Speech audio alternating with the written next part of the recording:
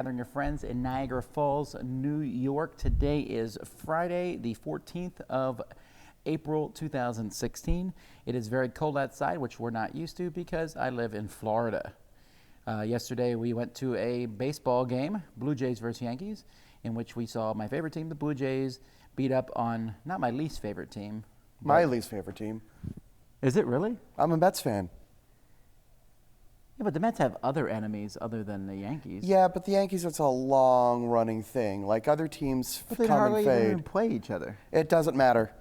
I thought the Mets would hate like the Cubs or the Yankees. I mean, the It's Phillies. been the Braves for a while, then that faded, then became the Phillies, and then that faded for a while. But the Yankees is perennial. So your hatred for them. Okay. Anyway, the Blue Jays whooped up on the Yankees. What was it? 6-1. 7-2. 7-2.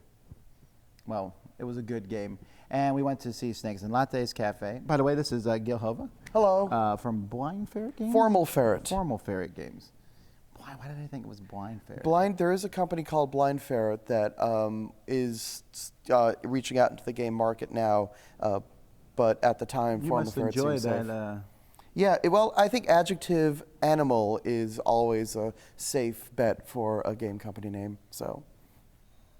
No, I don't think that's necessarily true. Because I'm thinking, like, lots of bad examples are popping into my head. I didn't say right now. every adjective animal. There's a game there. I'm Gil Hova from Filthy Donkey Games. Hello. Yes. So if you guys have questions, we'll gladly take them on the Q&A. We have, like, at this point, 0 questions. Do we have any watchers? Oh, there we go. There's 32 people. Hello, 32 people. I know it's early in the morning for many people or late at night for a few others, but if you have any questions for me and or Gil, we will go. We'll talk a little bit about yesterday. What did you think about the Snakes and Lattes? Was that the first time you were there? That was my first time at that location on college, but I was at the mothership Snakes and Lattes last year, and they're both fantastic places to play games. The wait staff they're all very patient and friendly. Usually when I'm playing games at some sort of establishment, I feel like I'm not supposed to be there. Like we go to a Whole Foods every once in a while in New York City, and we spread out, and we get these weird looks, but we're tolerated there. But you're not just tolerated at Snakes and Lattes; it's sort of expected that you sit down and play a game. It's nice and spacious, and the staff is great. The food is really good. The games are a little bit price-wise, they're a little bit on the high side. But in terms of getting to try out games, they have a good library and a nice little stickering system that tells you. on the high side? Oh, prices are close to MSRP. Oh, you mean if you buy the games Yes, from if you them. buy the games, yeah. So it's really a 30% discount. That's true. Jason just said if it's Canadian, it's a 30% discount, which, yeah, I suppose. But, that's also to be expected for a lot of game stores. A lot of game stores their main have to... focus, though, was selling games. No, it's not. Their main focus, I think, is really the food and the table fee and the service. That's really the cafe model these days. Yeah, I went to both locations yesterday. We went to the college location, Snakes and Lattes, and they said the other one was only a 15-minute walk. So I was like, hey, I'll go check it out. And they have a different feel. The one has more of a cubby hole feel. You get in there. And then the college one was just this wide open, bright, beautiful place. I was very impressed with both locations. The wait service was amazing. Yes. Like, you're done drinking, boom, they come, your glass is gone. They give you another one, and you do suitas, and at the very end, they give you a thing. The guy was right there ready to take your charge. It's way better than most restaurants I go to. Because usually the restaurant, I'm like, where's that waiter? I want to pay and get out of here. Yeah, but they're very good. And this being Canada, they'll come over to you with that debit card machine, which is a very Canadian thing. Yeah, because in the U.S. that doesn't happen. You don't have people walking over to you with a debit card machine. Also in Canada, a lot of people use debit cards. It's not so much credit cards. Interesting cultural difference. No, that is interesting. Yeah. So it was a really good time. The selection of games was really good. The tables, I was really impressed. They were great tables. The lighting was amazing. It's a lot of attention to detail, They put a lot of attention to the little things that make the experience good. The lighting's fantastic, spacious, and good selection. And yeah, the tables, you'd think, just any horizontal surface will do, but that's not always true, The most negative thing for me about the whole deal was that it's not in Miami. Yeah. I would go to that all the time. If that was in our hometown, I would probably game there twice a week. Yeah. If I had any kind of reasonable way to get to it. Do you have any good game cafes in Miami? We don't have any We are really defunct of almost anything in Miami. We are down to, I believe, one game store at this point in time in Miami. In Fort Lauderdale, which is an hour north of us, there are 2 or 3 game stores. But in Miami, there was 2. One was a pretty awful store, and that one closed down recently, which we wept tears over. And then we have a decent local gaming store. Okay. The game cafe movement's just been amazing, seeing so many cafes sprout up. Problem is, though, it's very, very, you need to have a place where people can walk to, if possible. You need to have a good wait staff. There's just a lot of this needs to be done properly. I don't think they could be everywhere. We got any questions? We do have a couple. Here's an interesting one I'm going to go with. How did you originally get invited to the gathering? I guess it's supposed to be. All right, so we'll go with you. How did you originally get invited to the gathering? Took me 3 years, but wound up getting an invite from David Tome, who runs the Gathering website, and with whom I've been playtesting for several years through a playtesting group in Albany called Spielbany. I drive up about 3 hours from Jersey City, or back in the day when I lived in the deep wilds of New Jersey. But it was just, I'd known him for a while, and since he runs the Gathering website, he was able to nominate me, and I was able to get in. Yeah, I was invited because people know you. 15 years ago by Alan Moon, maybe. Maybe it wasn't 15 years ago, but it was pretty close. It was a long time ago. After I had corresponded with him, I reviewed Ticket to Ride, and then he and I were on the same Wits and Wagers team at Origins, but I could never make it, mostly because of timing. I was a teacher. It is not a good time for a teacher to come. No, it's not. And all that jazz. I wouldn't worry about these things. Some people are like, how do I get invited? If you can't make it, you can't make it. There are so many conventions that you can't go to. I'm glad to be here. I would lie if I wasn't, it's a fun place to be. But there are many other fun places that you can get to. So, and we're trying to make you feel like you're here, kind of, sort of. You got a couple games. Yes, I I know do. You're trying to show these off. So yes, I do. We'll give you your minute of advertising. Thank you. I appreciate it. So Time's up. All right. So that was a short minute. It's a New York minute. Yeah. So I have a couple of games here. This is the Networks. This game is, if I don't drop things, this game's going to be coming out in June. Actually, it's going to hit retail in August, most likely. We're looking at shipping to backers in June and or July, depending on when things arrive. This is a game where you're all TV network executives. You start the game with 3 awful public access TV shows, and you slowly build up your network, and the player with the most viewers wins. This is sort of a middleweight Euro kind of game. What, you don't turn off your phone before going on the air? I need to let Mr. Healy into my house. All right. He's in. All right, so this is a game of letting people into your house. So it's That sounds like an interesting game, actually. It really is, yeah. You open the door. Not you. Double gate. It will be called the double gate. Double gate, yes. So the Networks is a sort of middleweight strategy game, 1 to 5 players, between 45 and 75 minutes, depending on player count. And I think it's a really good, solid, fun game with a unique theme, and people who have played it have loved it. So I can't wait for this game to finally come out and hold the final product in my hands. This is still like a very late prototype with almost complete art, but the game is done. Art is done, rules are done. It's at the printer now.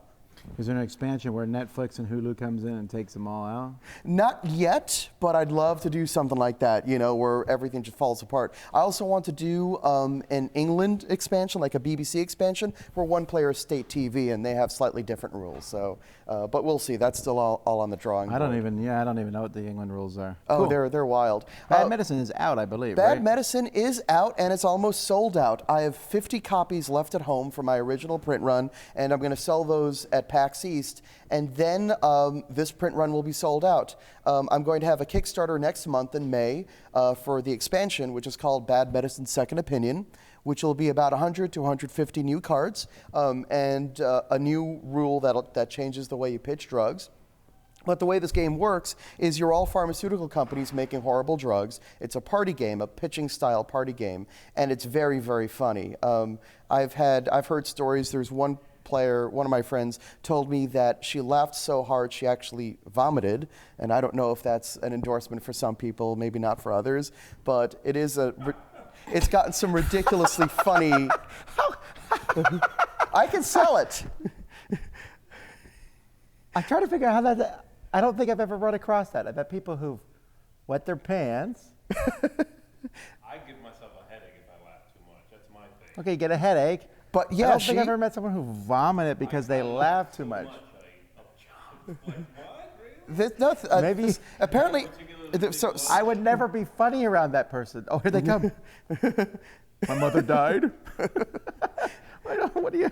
Think sad thoughts. Think sad thoughts. So she actually told me it was the second time in her life that's happened. Also. So. Yeah. Okay. That's it. No humor around that person. But yes, this is. But she still happily plays this game, so I take that as very much a compliment. But yeah, it's a very funny game, and the Kickstarter will for the expansion, where you'll be able to order the base game along with the expansion, will be in May in a couple of weeks now. All right. We got any more questions? We do. Here's a question for That was more than a minute, Tom. So I know. I'm sure you'll bill me. The question is, your first published game was what number creative game? Oh my gosh, Ooh, that's a good question. That's a really good question. So the question is, his first published game, what number created game was it? In terms of games that I actually took some sort of measurable distance before I gave up on them, let's see, I had a game called Psychic Paper Scissors Rock, and that was absolutely horrendous. I just won it. Yeah. Against That Jason, we easy. just played briefly. Then I had Body Parts, and that was incredibly mediocre. Then I had Star Racers, and that was just absolutely horrendous. And then I had Wag the Wolf, and that was heading close towards okay with some good ideas, but wasn't a fully baked game. And Prolix, my first published game, that would probably have been my 5th attempt at a game. So yeah, and that doesn't count games that I started to try to work with and they didn't work out. So I'd say the answer is 5. All right, cool. Sorry, 4. He didn't give up. He didn't give up. No. That's almost a question I'd like to Yeah, we gotta keep that one in the That's ask like all public great question. designers. And it was about 10. I think I started work on a Prolix in 2007, and I started game design in 2000, and then it got published in 2010. So it took me out 10 years to find the handle. Isn't that encouraging? Too. For these people who just started today. But I will say that the resources for game designers these days are much, much better than they used to be. There are game design programs in colleges now. There's the websites are much better. The forums are much better. And the conventions, there's more opportunity to meet. And there's YouTube videos of people like me talking about game design. I have a Game Design 101 video where I actually talk about the things I wish I'd known 10 years ago. See how he slid that in there too? Yeah. It's like extra. All Yeah. right. You can bill me for that too. Yeah, if we start billing game designers, we wouldn't be surviving very long. Any plans to do the Battle Merchants tournament again at BGG-Con? This person is saying that they missed it this year. Oh, Doing another no. Battle Merchants tournament at BGG-Con. That's a very specific question. Yeah, unfortunately, there will not be another Battle Merchants tournament. I'm proud of that game. I love that game. But there will not be another tournament, I'm afraid. But find me and we'll play a game. I will always play Battle Merchants. I'm very proud of it. For your games, and especially for a game like Bad Medicine, can you describe what your playtesting process is like a little bit? All right, so what's his playtesting process is the question. Sure. So when I start playtesting a game, it's just me. I playtest solo and I try to figure out where the fun is, where's the engagement, what's the experience for the player, what's that going to be? You know, I don't look at theme or mechanism just isolated. I think about the player and how they're going to experience the game. In the case of Bad Medicine, you can't really solo it. So I sat down with my girlfriend and I call it Calvin balling. We just Calvin balled it, changing rules here and there. And you do that a lot in very early playtesting. And then, with Bad Medicine, I knew right away I had something right there. Then I go to other game designers. I have a game design group, which is mainly other game designers, and we play it. And I do that because the game's probably going to break. It's probably not going to be that much fun. There's probably going to be a lot of room for improvement. So game designers don't mind that. They love that. They love saying, oh, but have you thought of this? Can you try this? And if a game breaks, they just love tearing apart what happened and how that can be fixed. Whereas if you take it to a regular game group, it'll be like, yeah, it was okay, I liked it, and then they'll never play with you again. So a game design group, if you can find one, is fantastic. Then after it's been through the process of going through the game design group, then I can take it to a game group, because at that point it's mostly baked, and it's not a question of balance. Like when I'm at the game design group, I don't care about balance at that point. I mean, I do care about balance, but not at that point. At that point, I'm still looking at engagement and experience, and is this fun? Is this interesting? Are players invested in it? Do they want to do well? So by the time it gets to the game group, the regular game group, it's been balanced at that point, or it's close to balanced, and it's very close to a game that I would show off to people. You know, at that point, I'm looking for seams. I'm saying, okay, break this game, because a lot of people at game groups are like, oh, I can't wait to break this game. So I'm like, okay, break this game, find a strategy, find something that I haven't thought of, that sort of thing. At that point, it's more at the bulletproofing stage and trying to make sure that there's no glaring seams in the game that someone can exploit. Now, when you first play test a game and you come into these things, it can hurt what people say, right, to some degree? Not me. But yeah, if you're a new designer, absolutely. Because when you're a new designer, you feel that it's your baby, and any criticism of the game is a criticism of you, and that takes a long time to detach. I was in a writing program in college, and I got really used. Oh, let me tell you a story. Do you have time for a quick story?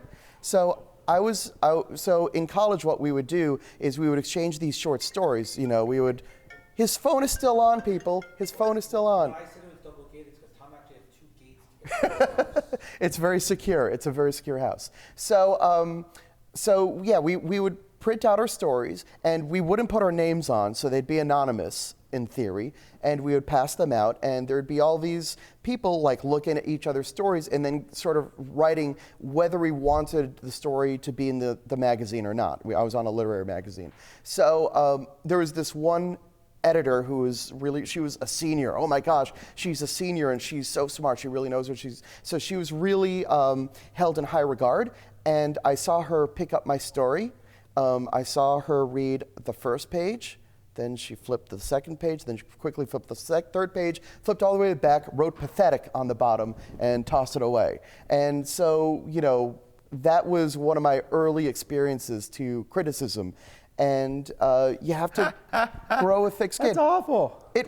Yeah, but this is what you sign up for. When you do something creative, you know, it's not all, well, you've done it again, Mr. Hova, you've made an amazing game. You know, you got to open yourself up to this. And if you can't handle the criticism of a prototype, game design isn't for you, because after you're going to be up for publisher rejections. Then the game comes out. You might get these fine gentlemen giving your game a not so positive review. That's coming. That happens. You know, and then your game will show up on trade lists and auction lists. So you have to have a really. I never thought about that. Like, oh, you look at all these people are getting rid of my game. Oh yeah, I subscribe to all my games. So yeah, auction list, auction list, auction list. I mean but if you mint. Never been played. But if you ever want to pick me up, like think of your favorite game, go to Board Game Geek, go to the ratings, and then go all the way to the end and look at all the 1 ratings, you know? Every single game, no matter how good, is going to have haters, you know? So this is not an objective thing, you know? There are some games that people are going to love and people are going to hate, and you have to really get used to people not liking your game, because it's going to happen.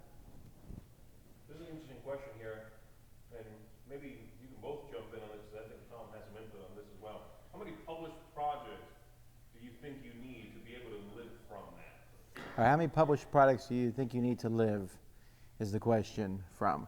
And this is going to be slightly different onto as whether you're a designer or a publisher. Absolutely. With a publisher, you know, obviously if you, so it's tricky with a publisher because it all depends on your unit count. I mean, it's not how fast your games sell out, it's how many of them you sell. So, Bad Medicine sold out absurdly quickly, but I printed 2,500 copies, so now I've got to print more. So there's a ceiling to how much you can make. So I would say, from what I've seen, you're going to need to sell maybe, it depends on your costs, but maybe about 20,000, 30,000 total units before you can start thinking about making the switch to full-time. A lot of people have said that I'm full-time. I'm really not. I'm freelancing and doing other things to pay the bills while I work on this. So I have more time and flexibility to work on this, but I'm not working on this exclusively. If you're a designer, it takes a lot more because you're only getting these small royalty checks. So you're going to need, I'd say, between 10 and 15, I'd say, published games. Well, I wouldn't even say the number of published games. I'll say the number of sold copies. Yeah. And I would guess 80 to 90,000 a year, which could be one game if you're super lucky. Yep. Or it could be 10, 11, 12 games. But yeah, I would definitely not even remotely consider going full-time as a designer until it happens, right? You're like, oh, I have enough money. That's when you go full-time. But nobody should be like, okay, I'm going to design games so I can go full-time. Yeah. Because off the top of my head, there's less than 20 full-time game designers. And that's including the people who are hired by companies like Asmodee and stuff who just work for that company. But and I'm also not counting designers / publishers. Yeah. Because a publisher makes more money because a publisher also puts the money up. Designers are not doing that. When you design a game, the publisher says, we'll cover all the costs, but you're going to get less. And that's just the way it is. Because the publisher is assuming all the financial risk. There was one question I wanted to swing back around to regarding the cafes, and it was, what do you think is the best feature you've ever seen in a game cafe? What's the best feature you've seen in a game cafe? You first, Tom. Let me think about this. Well, that one place had homemade pie, which was pretty close. Some good features?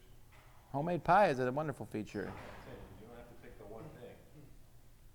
Yeah.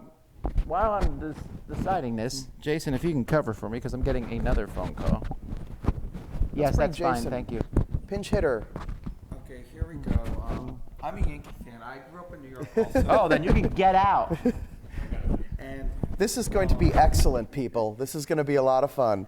I just want to say 1986 when the Yankees played the Red Sox kidding me? You're was the talking about something worst happened? year of my life because I couldn't decide who I wanted to root against more, the Red Sox or the Mets. Oh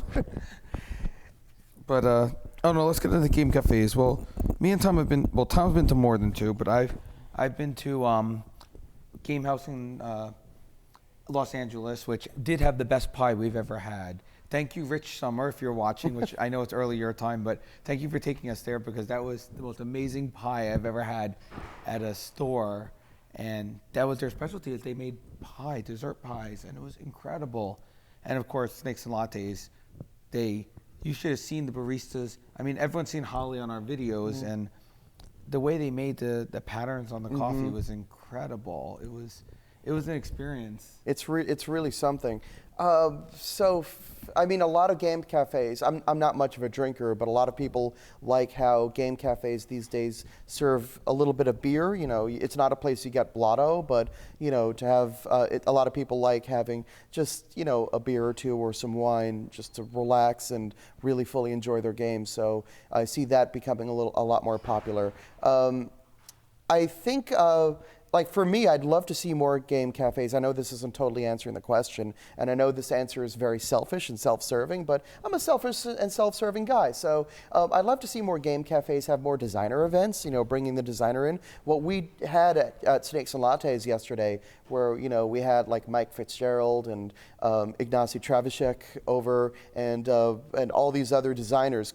Chris Chung came by because he lives in the area. He's the designer of Lanterns. So having, you know, all of these people come by and show off their games, you know, it was absolutely fantastic. It was like an event. I mean, I didn't know this at the time, but we get there and there was all these fans, and, you know, thank you to everyone who came out. It was incredible to meet you all, and it was unexpected. Everyone's like, we love the show. We're so happy that we're here. And they were all talking to us, and then we're like, look, Ignacy's right there. Go talk to him. He's more awesome than us. And it was like, come on, you have all these amazing designers and you're talking to us. Like, what's wrong with that? And it's not just designers, it's a funny story. You know, as I was playing the Diluvia project, as I was playing Lanterns, the next table over is playing the Diluvia project, you know, and there was us. Yeah, and there was a woman who was helping with the rules and talking about the game, and she was playtesting a new version of Tides of Time that Ignacy is working on, and I hung out and I saw them, and then I got home and I found out that that woman was Mina from Mina's Fresh Cardboard,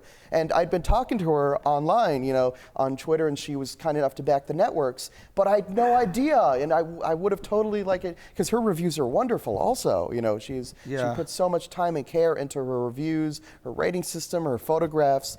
She's a fantastic reviewer, so it was just excellent to meet her, even though I didn't actually meet her.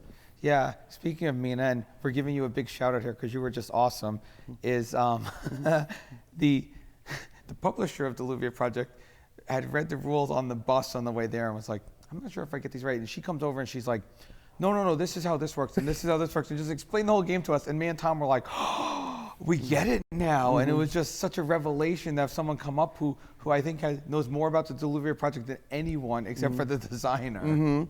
It was just great. Who's the American publisher for Diluvia project? Well, Funnigan's distributing it. Oh, okay, all right, cool. So they don't really have a true distributor. It's still listed as a Spielworks game, but Funnigan is doing all the U.S. distribution for Spielworks. Oh, very cool, very cool. Spielworks is a really neat company. I like what they're doing. Yes, I love what they're doing. And okay, Gil, question for you. Theme first or mechanics first is the question. All right, I'm gonna. Make sure you repeat it. Yeah. Okay. So theme first or mechanics first is the question that Z just sent over our way. Okay. So the best answer I've ever heard from this. So this is not my answer. I'm going to happily steal Jeff Engelstein's answer because I think his answer is perfect. And because he goes with experience first, not theme first, not mechanism first. I think you have to look at the player that you're making the game for, and you have to imagine what do you want the player to experience. You know, so when you look at these games have totally different experiences. You know, this is a game where I want players to be laughing. Exactly, laugh so much they barf. Whereas this game, you know, I want players to be engaged, but still in a game that has fairly quick turns, and for that experience to be over in, you know, at most 75 minutes, and everybody feels engaged and fun and with a little bit of humor in the cards, you know. So there's like, oh look, I'm putting on Bob Ross on my action show, you know, that sort of thing. I want people to feel like that. So I think when you're designing a game, you have to think of that experience, and then from that experience, you use theme and mechanism as tools. Now the second part of my answer is, again, it's not theme or mechanism in isolation or even worse, in competition with each other. I think in order to deliver a really good experience, you want to find the place where your theme and mechanism join.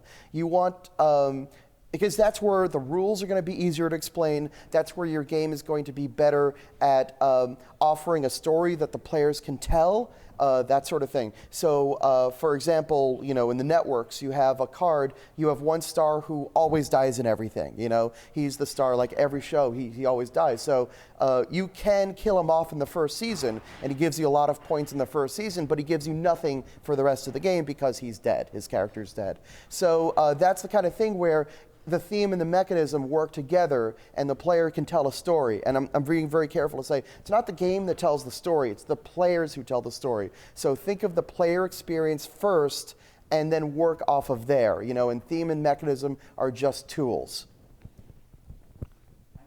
Nice, I like that. Me, I like mechanism. I mean, I'm not a designer, but to me, the mechanism of the game is the most important thing. But then again, I'm a heavy Euro guy, so, you know, which is why like Stefan Feld and Uwe Rosenberg are my favorite designers, because I love the mechanisms that they come up with, and then they could throw whatever. They could throw trading in the Mediterranean around it. Tom would hate that I say this, but I don't care what the mechanism is. It could be like... What the theme is? Yeah, it could be like shoveling dirt could be the theme, and if the game plays amazing, I don't care. But here's the important thing, though. Here's the really important thing. You don't... even though it's supposedly a themeless game, on Feld game that supposedly there's no theme. Still, that theme works. You sit down, what's this game about? Trading the Mediterranean. Okay. The game, there's going to be strategy, there's not going to be much player interaction. You know, castle, okay, I know there's going to, we're going to take turns. All that feeds into the experience. So. How I'm gonna have to tell Tom all about this. How there is a theme to trading in the Mediterranean, and it's all important because it's about collecting resources and those castles in the Mediterranean is the most amazing thing ever. You guys hear that? We're gonna convince Tom of this. Okay. All right. Awesome, guys. Thank you so much for having me. And I have to try this. Working in TV, I have to try this before this convention. You know where to find me. I'm here all week. Thanks, everyone. Awesome. So I think we're getting. Who are we getting in now? All right, Rob, you're on. Oh, Rob's coming in here. Ooh. Yeah, you're only gonna be on with him half the time. I'm only gonna be on with him half the time, but Rob Daviau is coming over here, and Thank you so much, Steve. Thank you. Jason, Jason, thank you so yes, much. of course, Thank you. of course, yes. Eating. Here comes Rob. Come find me. We'll play the networks again. Of course, of course. And Enjoy, guys. officially, we're gonna call him Rob, Mr. Legacy Daviau, Yeah. as he comes walking. Here in we go. We got good sound. Necessary censoring. That was the shutting down the thing. So, SeaFall, how much can you say? Is Tom gonna F2Z? Tom wants to know. I don't know. I got the first game right here You in do? my room. I was playing it yesterday. No, I mean with final graphics and final art and everything. Final locked in. everything, Tom. So I have the prologue game, and then you can play game tomorrow morning.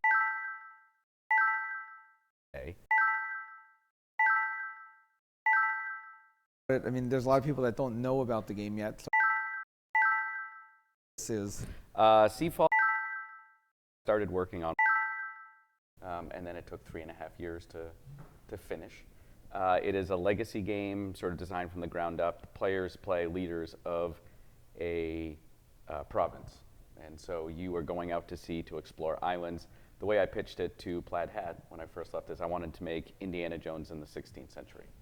So it's sort of swashbuckling and exploration, and you find islands, and then you find stuff on islands, and there's an emerging story, and it also has a bit of a Euro base mixed with some good old-fashioned dice rolling. So there's merchanting and building and ship improving and raiding islands and raiding each other and exploring, and there's a 430 entry chapter book, like Tales of the Arabian Nights, where you like make choices, and then there's a history that slowly unfolds in the world as you explore things. But being a legacy game, each of your worlds will be slightly different. Islands will be in different places. What you find on islands will be in different places. Your provinces will grow in different ways.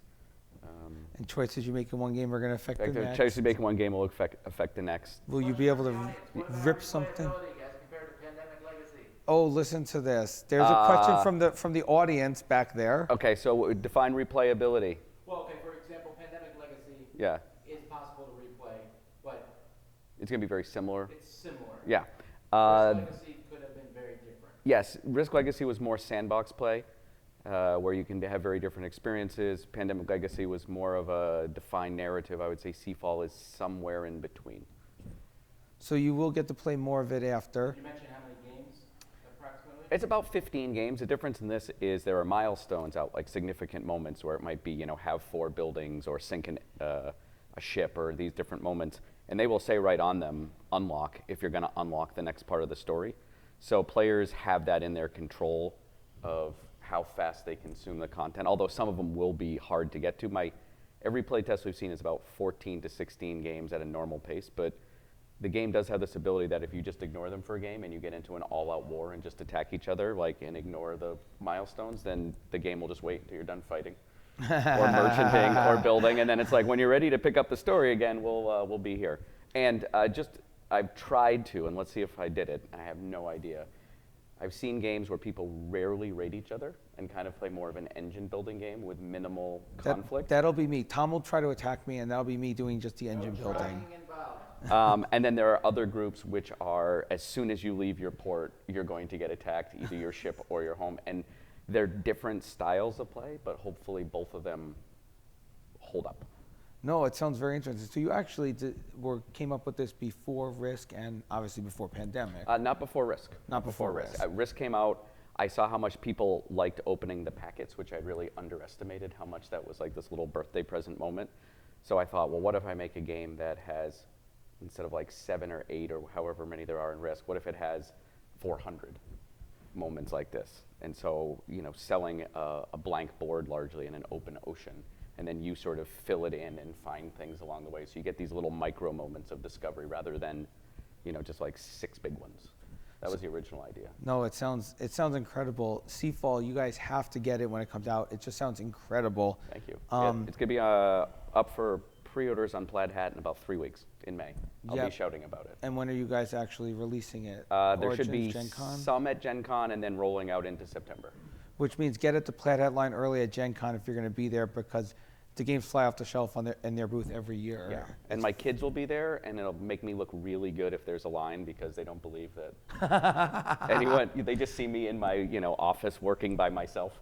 How do they not believe it? I mean, haven't they checked Board Game Geek and seen like every morning? That's Pandemic Legacy go to #1? I mean, how does that feel to? No, okay. I'm just dad, right? I say, hey, this game's doing well, and they're like, it is, and they're like, yeah. They're like, oh, that's cool. How does BGG, put up a couple posts, no trolling.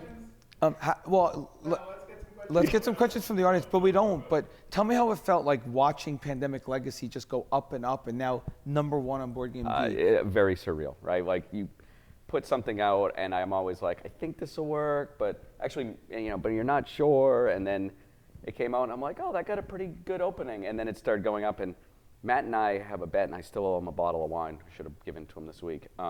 Where I looked at all the games near the top, and I said, there is no way, even at this pace, is going to get above these games. Because I look at it, I'm like, I wouldn't put it above these. I can't remember what the number was. And we had a bet, and then I lost, which is Do you think it would go to #1?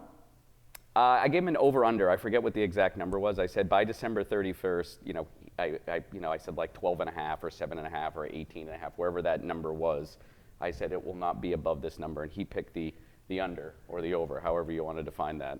So he didn't pick #1. He just thought that I was being too conservative. I have a prediction that it's not going to be #1 for that much longer, and that's because Pandemic Season 2 is going to beat it. Well, that would make me very happy. It's nice. I like it. It's one of these things where it feels like sort of an 18-year overnight success, right? Because I've been doing this since 1998, but then all of a sudden it just sort of came out of nowhere. It feels great. I'm very thankful. I'm very grateful. But when I wake up in the morning, I'm really looking at the 5 or 6 things I'm working on that are all messes right now, and just trying to stay focused on those. Are you guys working on Season 2 already, or is it in It is in progress. It is in progress. It is not done. It is in progress. We started talking about it a year ago at the gathering, right? Like, oh, we should probably start thinking about it, but we didn't want to get too far before the first one came out, because we knew we would make mistakes and things wouldn't go as we liked, and so we wanted to have that data. And actually last night we spent about 20 minutes talking about what we would have done differently in Season 1, now that we have some solid data and where we missed on that. No, you didn't miss anything. I it's missed a plenty. hit. Missed plenty. Hit. Missed plenty. We loved it. I mean, it was the most engaging experience of last year, I think, by far. And to put that much into it and that much story into a game. Matt and I have a good rhythm working together. I'm sort of the crazy sweatshirt and D&D shirt guy. Not that he's like a super button-up conservative, but he's much more detailed.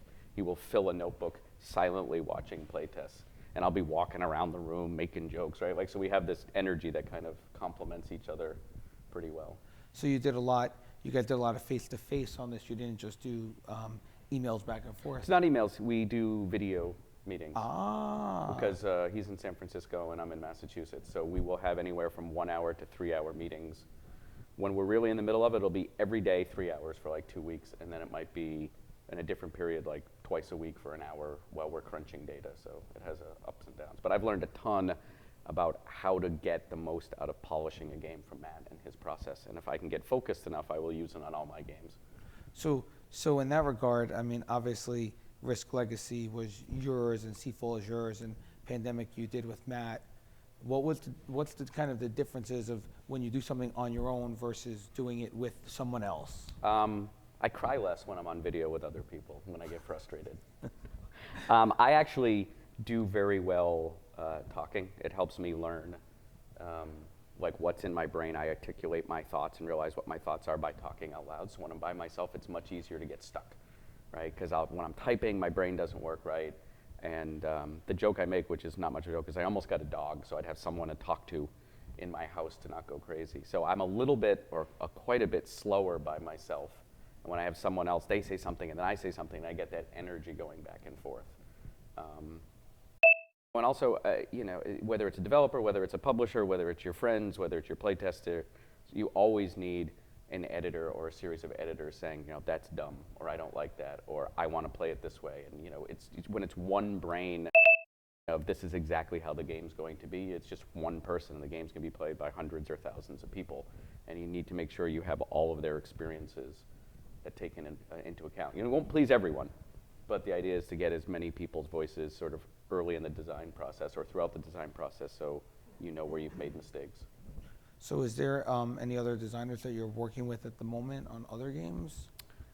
Dirk Niemeyer and I from Artana, we're doing this Chronicle series. It's something we do a podcast together, and he told me about it like a year ago. I was like, oh, that sounds fun. And so I've been helping him with that, and we've been going back and forth. That's kind of like a legacy style game where you're getting to write your own version of world history. So you're going to play a Stone Age game and a Bronze Age game. So instead of playing one civilization game for like 3 hours, you're going to play 5 or 6, we don't know, or 7, how many games. In each one you'll play multiple times. And so you'll end up playing like 150 hours of civilization, but in these bite-sized chunks over a couple years. That's a big project too. Someday I'll make a card game, but it's not, again, right? A light. I am. I have a game that I'm going to be playing today called Mountains of Madness, which Yellow, I have a contract with. It will be coming out a year from Gen Con, which is a party Cthulhu game. So. Ooh, interesting. Well, I always thought it was a little sad that all the characters got to go insane in Cthulhu games, but not the players. And so I started to say, how can I make the players feel like after an hour, like they've just kind of lost their mind a little bit. Like plenty of games that do that. Yeah, mine's on purpose. Here's a question for SeaFall. What's the most influential non-legacy game? So for SeaFall, what is the most influential non-legacy game that you used for SeaFall? None, which was dumb, right? So I kind of when I came out of Hasbro, and I'm like, I want to do my own thing and like have this blank piece of paper. So I very deliberately didn't play other boat games and exploration and civilization games, so I could have this clean slate. And other designers, I think Eric Lang was like, that's the dumbest thing I've ever heard of. Right? Like, why didn't you do your research and play like 10 games? Say, I like what they're doing here, I don't like what they're doing here, and start with sort of this mishmash of a good solid body of work where people have solved the problems. Instead, I'm like, nah, I'm going to spend a year making a mess and then fixing it.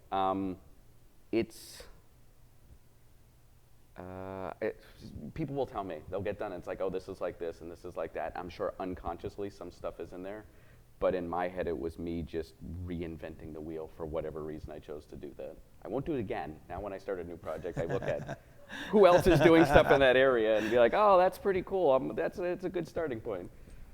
Oh, that's great. People are asking about playtesting. How complex is it to playtest a legacy game versus a game that's non-legacy? So the question is, how complex is it to playtest a legacy game versus a non-legacy game? Exponentially more difficult.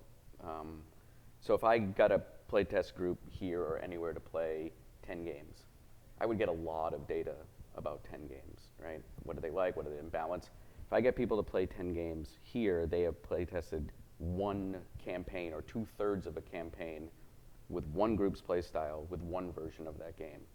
And so I will get a lot of data, but it will tell me only about it's almost like playing it once or even 2/3 of a time. So I go and make all those changes. There are very few groups that will play it again 10 times. And my friends, you know, God bless them, I hope this game does well enough that I can buy them all something very, very nice, because they played a lot of bad versions. They played games 1 through 3 like over the course of years. So you constantly burn out on playtest groups, either within a campaign, or between them, right? The group might play 4 games and go, it's not working. And I'm like, I know it's not working. Why? Keep pushing. Give me the data of why it's bad. And so they drop off, and then you get new groups. And Plaid Hat did a great job last summer of getting about, I don't remember, dozens of groups to sort of play what turned out to be the like second or third to last version. And that gave me finally enough data to see some macro trends of what wasn't working. But yeah, in some cases you need quality over quantity. And that's one thing that I was talking about Matt's process is we will get 2 or 3 groups to play it all the way through and record it on video. And then we will watch every frame and take notes and turn that into like a 300 or 400 entries in a spreadsheet of either observations or things that need to be fixed. So even though it's only a couple groups, you get some real deep data out of those groups. Yeah, I mean, it's got to be really hard to say, well, if this happens, then this is not going to be part of it in the next one, or if this happens, you're going to rip up this, or Yep. there's just so much going on. There is. It's which is why, to some extent, they don't branch too much, right? Because if we give you a choice at the beginning of the game to go down path A and B and have 2 different games, well, now we not only have a legacy game, we have 2 legacy games in one box. So sometimes there's little side journeys you can take, like, or things that you can not get to or forget. And I think making a game where you only get to do 80% of it, but everyone does a different 80% is something that I'm going to be kind of looking at. So it's not that, so you get to the end and 2 people had 2 different experiences, but it's not because the game branched, it's because they chose to ignore certain sections. No, I like that. I mean, Pandemic kind of had that feel. I mean, I know that we did our scenario, but I can imagine other people did things slightly differently. Yeah, but you probably did mostly everything in season 1, right? You just may have done it in a different way based on some choices you made or some things that happened early in the campaign. Season 2, without getting into too much, I think it's going to be more like you can't quite do everything, so you're going to have to pick what you do. So It's sort of like a role-playing game where you can't level up all the branches. Right. Yeah, but from thematically, like, it's, I'm trying to be very vague for a lot of reasons. Game's not done and no spoilers, but you have to rescue 3 people. Do you rescue A and B or B and C or A and C or why do you do that? And then it's not like it branches at that point. It's just that you sort of did something different, or you can only check out 2 buildings out of 3. Which one do you not go into and see what was there? So will people be lost in season 2 if they've never played season 1? No, we tried to make them completely independent games. There is some. Yes, the question that the audience in the back, or Tom asked, was, will season 2 be confusing if you haven't played season 1, or can you jump right into season 2 without having played season 1? You could jump right in. I mean, basically what would happen is if no one in the group had played season 1, there would be some narrative moments that mention season 1 where you're like, I don't really know what that means, right? But it wouldn't ruin it. You probably would logically go, that must be something from the earlier season, but they're completely independent experiences, sort of set in the same universe or world that we're coming up with. Playing season 2 first spoils season 1 for you. Yeah, there's another good question, is playing season 2 first, will it spoil season 1 that you couldn't go back and play season 1 later? Not really, mildly. There's something that happens in April, for those who played. There's a new thing that's introduced in April that is referenced lightly in the next one. Yes, so Okay. that Yeah, answer like, that answers that's that. relevant to many of you, but not all of you. And it doesn't spoil 1 by saying that. Actually, it's probably relevant to all of them. It's just like Star Wars. If you haven't played Pandemic by now, you're behind the curve. Well, that's a question that I have is with season 1 is heavily based on the actual game of Pandemic. Yep. How does season 2? Is it the same thing? So yes, there's the next question is, season 1 is heavily based on Pandemic and Pandemic's expansions, Yeah. etc. Is season 2 going to be heavily based on that as well? It is a different experience, and that's all I'll say. We're excited. How that's different, you'll have to wait and see. So we're going to compete, Tom. No more co-op. We're competing to do things now. Have you gotten a lot of contacts or questions from other designers wanting to either know more about legacy games and how to make one, Yeah. or wanting to work with you? So here's actually a really good question that just came out, which is, have you gotten a lot of questions from other designers about legacy games and learning about them? Because obviously you started to trend on this, and now legacy is kind of exploding. I mean, we've seen all sorts of legacy ideas or legacy things Sure. brought up here. Yep. So. Yep. Yeah, it's my thing now, right? In many people's mind, I've done 2 games. I've done like 80, I think, or something like that. It's fun. It's fun. Eventually, people will be tired of it. Some probably are already, right? And then we'll all move on to something. It is happening with a lot of people. It is happening. There are people here who are either, it varies. Some people are doing stuff and I know nothing about it. Some people are doing things and they say, hey, can you play this and give us just some feedback? Other people are saying, we'd like to do something with you in the future. And then other people, one other person has brought me on board sort of like a consultant. Like, I'm doing a legacy game, I'm going to design it, but can I kind of tap you to be part of the process for the legacy so I don't spend 3 years like you did, making as many mistakes. So I'm kind of bringing my best practices to it, but I'm not actually designing it. I'm more like, you might want to do this, or here's something that worked, or don't forget this part. No, it's kind of cool. I mean, we always talk about what are genre-bending, revolutionary, and I think legacy is the new thing. Like, there was Catan in the day, and then there was Dominion and deck Right, builders, right. and legacy seems to be the new thing. And Yeah. you were like the one. Yeah, I got my little, it's nice. Like, you go out on your own and you're with a company, you're like, can I do something competent? Can I do something interesting? What will my body of work look like?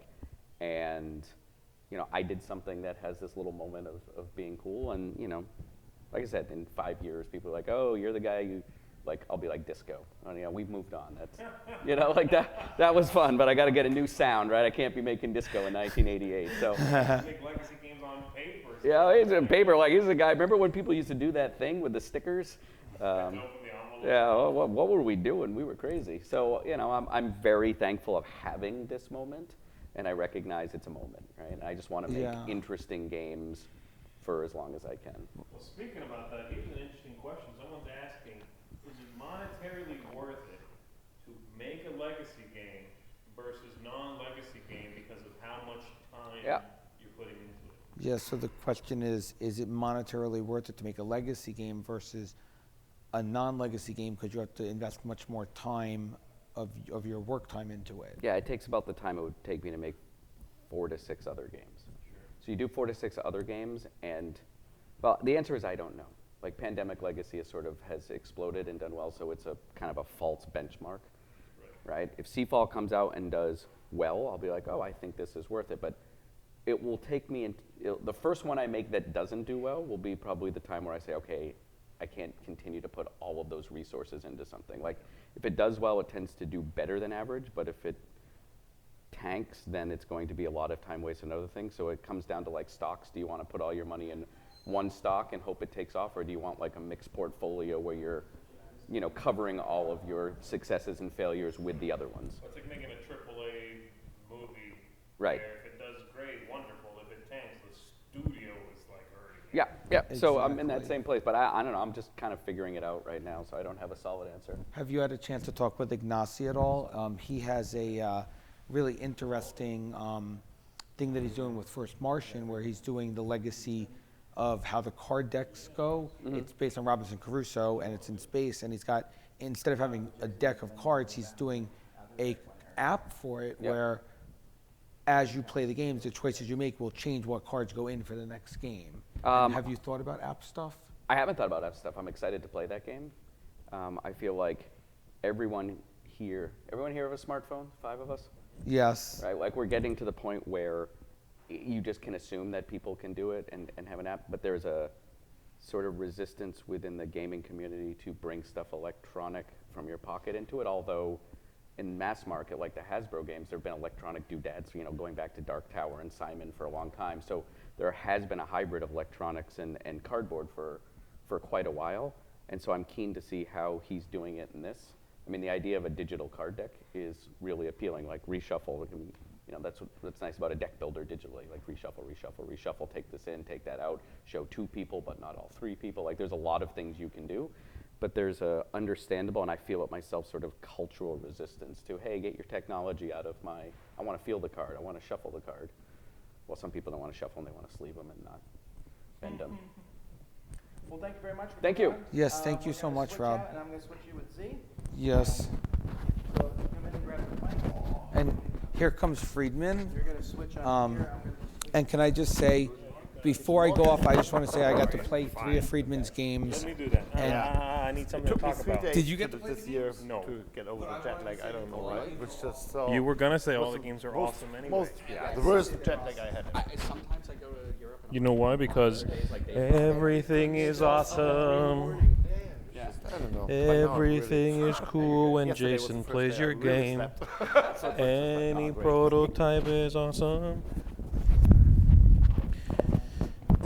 I made a Yahtzee variant. Hey, man. Good to see you. All right, everybody, we are here with the one, the only Friedemann Friese, the greenest man in gaming.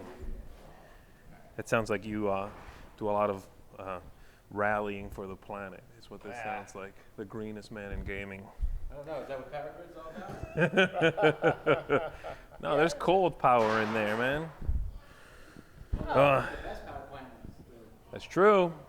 the green one at the end. Is that why green is your color, or is it just a thing you like? Where did that come from? I mean, the whole, all the F's in the games. I'm assuming it's from your name, but and then the green. You definitely have built up an iconic look and sort of a vibe for you and the company. You know. It's just the green is favorite color.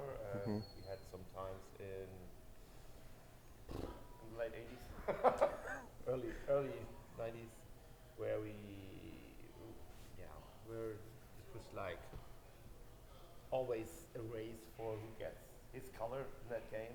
Oh, okay. And it started that some people had bags with green or yellow or red pieces, so that they can, whatever, play a game with a yellow die or a green die.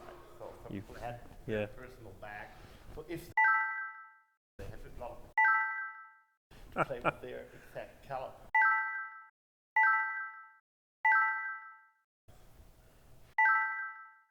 It was not green. It was this former Hova, which became landlord. It has it was just very handcrafted. It was copied on colored paper, and there was this purple and green one, a red one. So I had just colored paper, and the green started in '94. Well, maybe it's my mic is off. I don't know. Yeah, let me take a look. I don't know. It seems fine. Seems okay. My mic is also okay. You might want to clip it so it's facing up. Okay, though. the facing might be important. Okay. Yeah, of course. Put it on your here. Put it on right there, maybe. It's good Face- that yeah. way. It's better that way. Yeah, that should be better. Yeah, here you go. All right. Yeah. So yeah, landlord was the first. Well, not landlord, but The Hova thing, yeah. yeah. And then it was just like I had to change the name of the company because there was a doubling name thing. I had a name somebody else already took, and so I was thinking about how to do it. And then this F thing popped out, and it was like, when they call it 3M, I can be 2F. Yeah, okay, So like I like that. Something like that. So Yeah. it was just like, and then of course, obvious, what color should I take for a box? I say, Just so they all look like, oh, this is one of my games. Yeah, just green. And then we had this F thing, and then I thought, the game should named Falsche 50er, which is FF. So it started, and then it was just, next game it was Foppen, and it was just like, I don't know. How far into a game design do you actually go, okay, what would I call it? Because I need to make sure it's an F game. Do you even think about that at first? No. You don't care, I mean, until you I don't basically care. got a working game. Yeah, just prototype names are sometimes without an F. It's just, just make a game and then find somebody who's like, someone tells you a name, and you're like, oh, okay, sure, that's a good idea.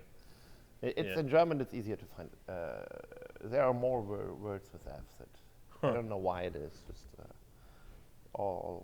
Well, there's some in English also, but you don't want to name your games with those words, because they won't sell. So, yeah, that's not a good idea. Yeah, it's 4 letters. Yeah, no. It's an F. That game's never going to be a Toys R Us. So, I haven't played them yet. Jason's played them. But you have some new prototypes you're showing off while you're here. Can you tell us a little bit about that? Not really. Okay. As I tell us already told to Tom, just. Sorry, I forgot to leave. Okay, you And can't he talk asked me, about and it. it's just we are not in the stage of announcing it now. Okay, cool. So it's cool. just yeah. But you are working on new stuff. I'm working on new stuff. You're probably I'm always here. working on new stuff. Yes. Right. So excellent. And, it's All three are awesome. So Jason is saying yes, they're Jason awesome. is saying all three are awesome, so we have knowledge of three. Yeah. That's a little bit. Write that down. By the time we're done, you will slowly know everything about. No. Do we have any questions, Jason, from the audience? Yes. One question, and it's how often do you dye your hair to keep it like that? Oh, how often do you dye your hair to keep it that shape? Of course, I dye the hair whenever there's official. So before the gathering, before asking, before blah blah blah, and then in between every 3 and 4 weeks. Do you always keep it green? Yeah. So it is just like, I think normally it is just really blonding, dyeing the hair, and then putting the color in that. Right. Is sometimes, and then the next time it's just only recolor it because the hair itself is light enough, and then next time again at whatever, every 6 weeks or so. It's just Okay. or 2 months. Just so you know, I used to do that too with a different color, but I Yeah. used to do that too, and this is what I have left. Yes. So just be careful. Nah, just Letting you it know. is as it is. I do it. I dye my hair since '89. Oh, you're so okay then. I cannot say it's really does me something bad. It's just, yeah. I cannot tell. I know a lot of people that had problems with their hair, but there are these sometimes there's these guys that they want to have their hair that black, and 2 days later it's no longer that black anymore. So they do it again. So, and then the hair, that's what you kill your hair with. There's just the hair has to regenerate. Yeah. So next question is, any more games in the style of Friday? Any more games in the style of Friday? Yes. Settle in. I laughed at it. Settled in for the short, cryptic answers, people.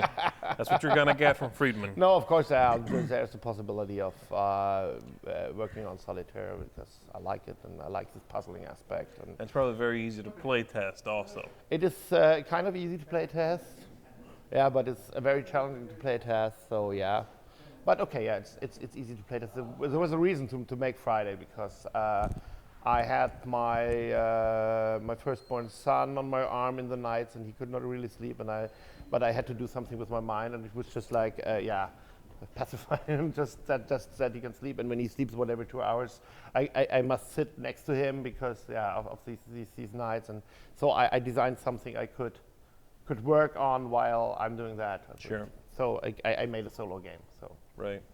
What kind of games tend to be your favorites? I mean, do you like heavier games? You like what's your favorite style? I think my favorite style is when it is when there's a cool new mechanic in there, but it's not too much layers over it. It's like too much victory point score layers. I'm not absolutely not for point salad. Okay. So because if there's a cool mechanic and it's buried, down to all these scoring things, and then the scoring gets more important than the mechanic, and it's just why should I invent a new mechanic when the scoring is more important than the mechanic? So when the game is my feel is focused on that mechanic, and everything in the game is built in to focus on the mechanic. Right. And not to add something more than the mechanic. Some games just have a cool mechanic, and then they add different paths of victory, but only by doing special scoring things or adding some whatever. Yeah. You can add some chrome. This is okay, but sometimes it feels like, the mechanic in the design process. It feels like when you play the game is there were this mechanic in the beginning, and the mechanic is getting more and more. Less and less important. Right, because you keep putting things over it. And it feels like you're playing the game. Oh, there is this mechanic and there's the game. Yeah. So this is, but on the other hand, I like race games. I like business games. Well, by that definition of yours, Yeah. that you're talking about, you want a new mechanic, but one that's not buried. Yeah. Does that lead to games that are lighter then? Because the games that are heavier by definition are going to have a lot of sort of that overhead of victory points and all of that stuff. I think I think a lighter game is a better vehicle for showcasing a new mechanic. Yes, but a lot of people discuss if Power Grid is a heavy game or not. Really? It's just, it is deep, it is 2 hours long, but it has. Is it heavy for you? Would you say it's a heavy game? I would say yes, because it is. You have to be in there for 2 hours and concentrated, and you have to build up a strategy and so on. But in Power Grid, you only have the main core mechanic in Power Grid is the power plant market stuff and the ordering of the power plants, and everything else is just added because it must. You need resources, you buy resources. The resource You have to market are spread. I coming mean, you from. have to, right? This is just taken. Resource markets like that were existing before Power Grid. Sure. Yeah. So just took it, and then you have a map, and the first Funkenschlag was building a grid on that map, like in like rail tracks and Empire building. Right, right. So it was just like, okay, this has to be because the focus is I want to make a power producing game thing. So you need power plants, then you need the resources for the power plants, then you need a grid of power lines, and then you get money, and so on, so on, so on. And the mechanic with the shuffling a power plant deck and sorting it by that display makes the game, in that case, is for me. Of course, the turn order thing is doing a good job too. Right, right, right. Well, you were talking about economic games being some of your favorites. That makes me think of 504 and how there's all the modules in there. What are your favorite modules in there? As I made it as a Power Grid expansion too, the shares model, stock market things. Right. I really like The shares, the shares. Yeah, I know Tom really likes that one as well, actually. Yeah, that's the best one. Yeah, he just said that's the best one, yeah. And it is just 18xx. I like the concept. It's not very often can I play it, because I do not have the right people for that, and it takes a lot of time to play one of these things, but I really like it, and therefore there are some others. This Poseidon, I like the concept of that, but there are even, I even have a very strange thing that's called rollout, where you have shares of your own, and it's your color, your share color, and other people can buy shares from you. And it's possible that in the end you play the game, but you do not have any benefit of your returns because every one of your shares is in other players' hands. And this is very, very weird. But yeah, something. Yeah. Okay, cool. Shares, economy, that's your speed. So here's some more questions from Yeah. the audience. One of them is kind of a joint question from a few people here. When you make games, you think of a specific audience, such as German families, and will you have more family-style games that works like Fearsome Floors? So the question is, when you make games, do you have a specific target audience in mind, and are you what else was it, Jason? Yeah. Are you working on more family? Yeah, No, the it's first just- part of no, that no, it's question. just- We're gonna go with the first part of that question, which is when you're designing the game, are you thinking of your target audience? I do think when I design a game, I look at the game and look for what the game tells me what the audience is. More like that. I just start designing that game, and then I look, oh, this is accessible by 6-year-old can play, or a 10-year-old can play. So it is, you just look at the how old you have to be to play that game, and then you find out if you have a family game or not. And then you have to think about the style to put it in. So you could, for instance, put some animals in there if it's more family style, Okay. or something else. And so I'm not up to that thing that I want to say, now I want to make a zombie game with splattering, something like that. It's just not, because I'm absolutely mechanic fan, and so I just, if I found a cool mechanic, I look what the games should be, Right. and like in Paraguay, they make it more business-like and more. It's very dirty, and it's very because you make a dirty job, and it's yeah, it's not environment friendly what you're doing. Right. No, that's true. That's true. So, Yeah. and in other games like Fierce and Floors, it's just like this race, and it was a monster from the beginning on. Yeah, it was a monster that comes up to you, and so it has to be a monster style. Right. So it is just given some kind of. Right. Now, do you pretty much always start from mechanisms and then sort of find a theme? Do they work hand in hand? Do you do theme first sometimes? I like it hand in hand, but it's not always possible. The best thing is hand in hand. Paraguay Sure. was kind of hand in hand thing, and Fresh Fish was hand in hand thing, and I think Friday was like that. Yeah, that's looking for solitaire thing, and then this surviving on He's alone, on the right. island. Yeah, it's alone thing. So this is. But there are a lot of things just mechanically. Because 504 does not come from a theme. Surprise. Yeah. I thought it was going to be very thematic, but it's really not that thematic. Do you have games that you thought, I want to make a game about this thing, and then go looking for mechanics? Sometimes it's that I found in a thematic thing some mechanical. It's like the Fresh Fish was one day I was doing a bike ride to my city, and I was came to the part of the city where half a year not been, and I just wanted to drive that way, and there stood right in front of me a new house. It's like, okay, what right. happened? And so I have to take a detour stuff, and so it was like a bing, make a game of you have your ways, and the others build just in the middle of your way, so they spoil your whatever, pick up deliver or Right. and therefore that Fresh Fish theme come up just because of this experience. Okay, so it wasn't necessarily the Fresh Fish theme, but that experience triggered, I want to make a game about this. Yeah. So we kind of have a anti-504 question. Anti-504. Ooh. So Okay. you do a lot of variety in your games, obviously in 504, but in all your games over the years. But if you had to only have one mechanism for the rest of your life, what mechanism would you use? So the question is, if you only could do one mechanism for the rest of your life, what would it be? I kind of asked you this already, but what's your answer? First popped in mind trick taking. Really? Trick taking. There's so many trick takers. That's true. You can have a good time with. Yeah. No, I'm a big trick taking fan too, so that's a good one. And there's a lot of variety there also. You know, it's funny. I forget who it was that said it. That said every game designer has at least one trick taking game in them. You know, and that's probably true. Yeah. All right, well, Yeah. thank I you know. for coming on. Welcome.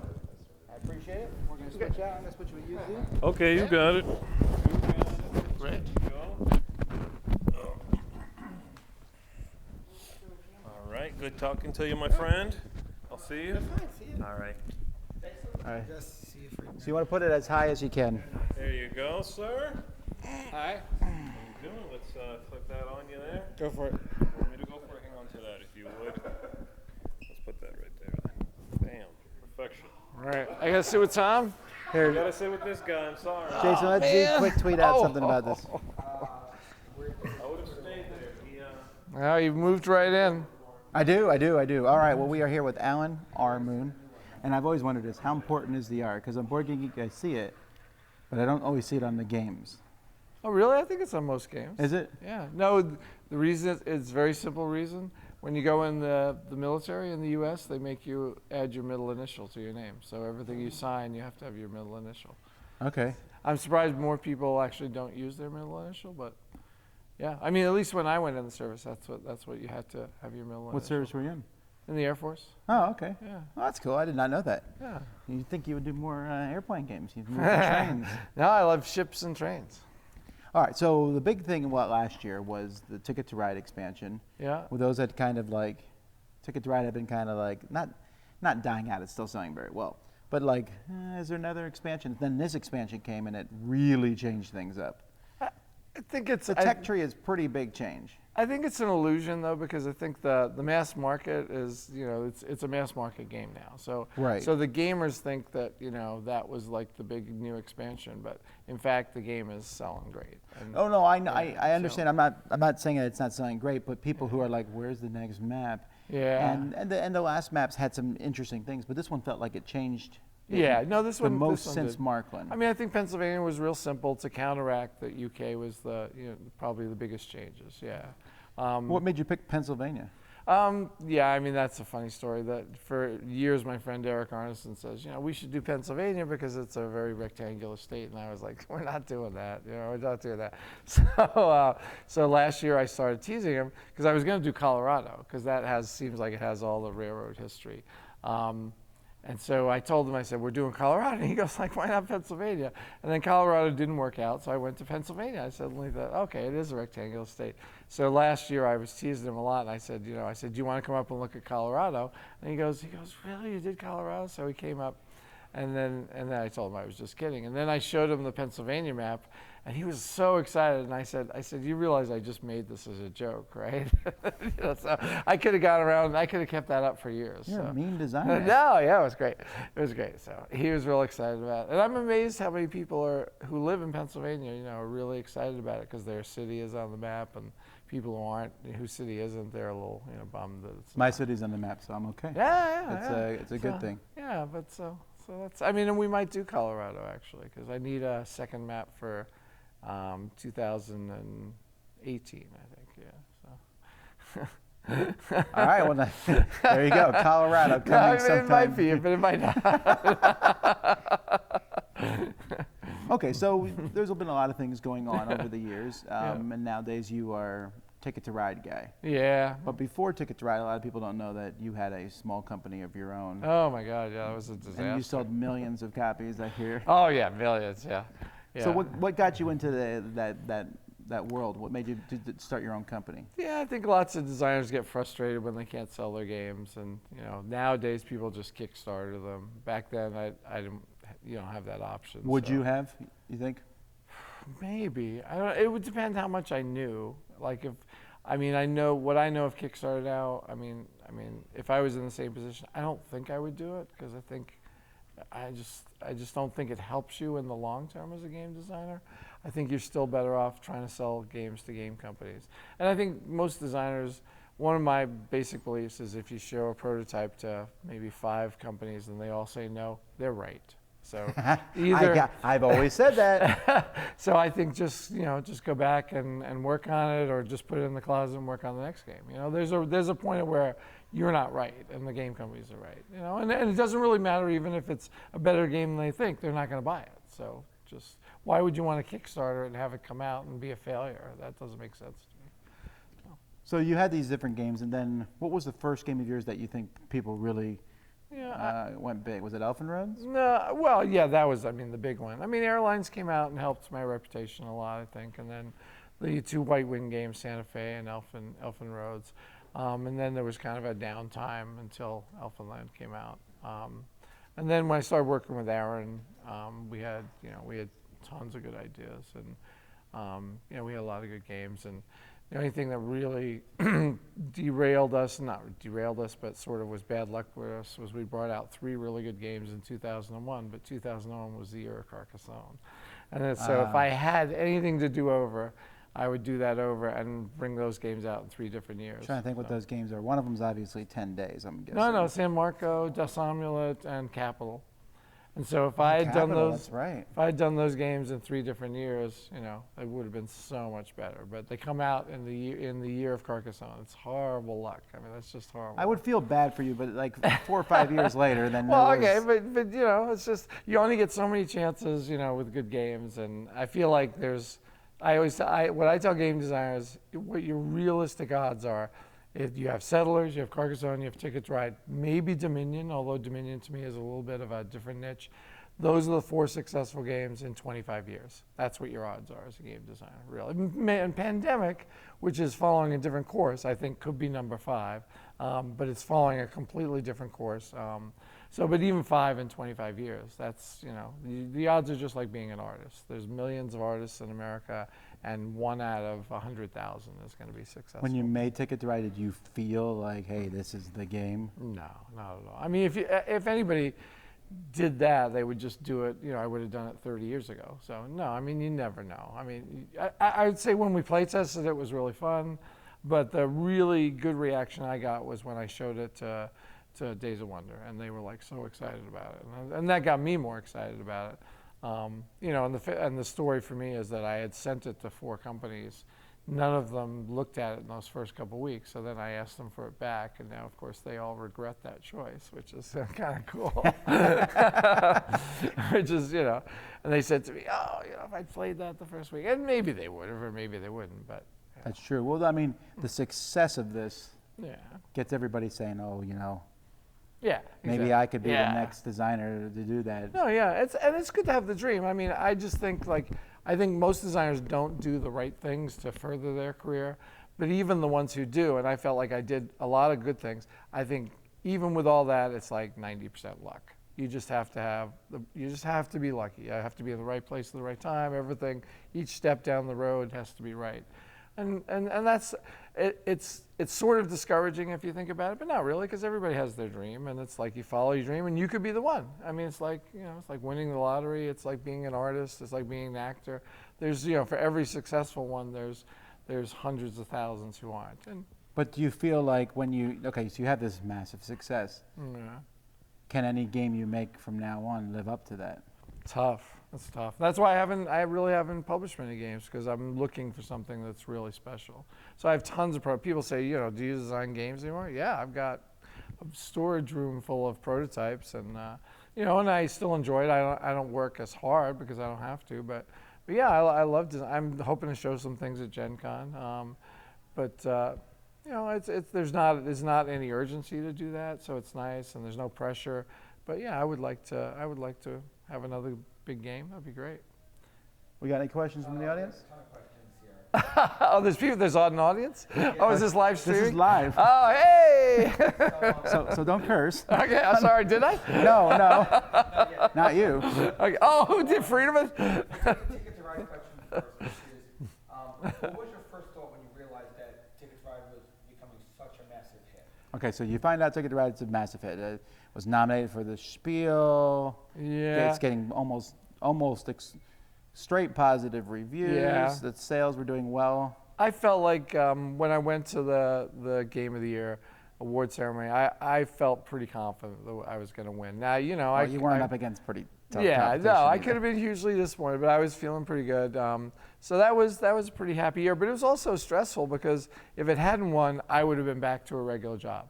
I would have been back to doing something else. So the award was that big of a deal? Oh yeah, I was at 0 in my life at that point. No, but I mean the award changes. Oh yeah, it changes your life. Yeah, I mean to the point now that what happened with Ticket to Ride, I can tell you the first year was huge.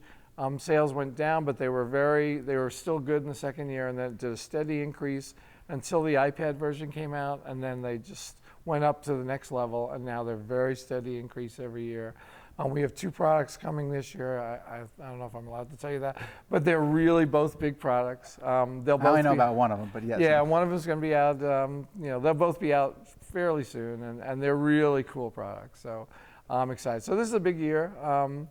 That's interesting now that the iPad made it jump that much. Yeah, the iPad was huge. And I mean, I think you have to, I was surprised in the beginning when I'm old time, so I thought like giving away something for free on the internet or on the phone or something, the iPhone, was crazy, but it's not. Because a certain number of people play it online or play it on the iPhone, a certain number of those people buy the iPad version. A certain number of those people who play the iPad version buy the board game, and that's the ultimate goal. And when Days of Wonder gave away the iPhone version for free a couple days, like more than 500,000 people downloaded that game in a day.